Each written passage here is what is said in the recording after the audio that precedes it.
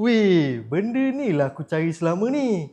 Kenapa baru sekarang aku jumpa? First, kita unbox dulu. Assembly instruction.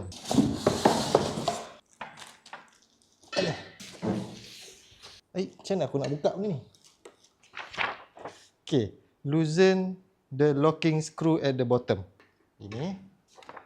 Lepas tu, step 2. Oh, tegakkan dia. So, payah sangat. Tepi. Lepas tu, tighten the screw. Press the rear handle towards the panel and rotate. Flip the panel. Oh, done. Step 4. Kena pasang benda ni, guys.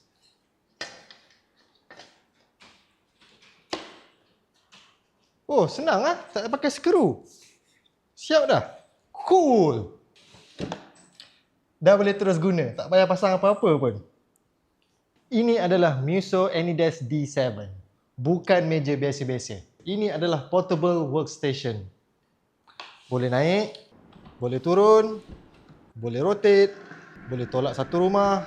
Lepas siap kerja, boleh lipat, terus simpan. Ngam. Dengan meja ni, korang boleh buat macam-macam.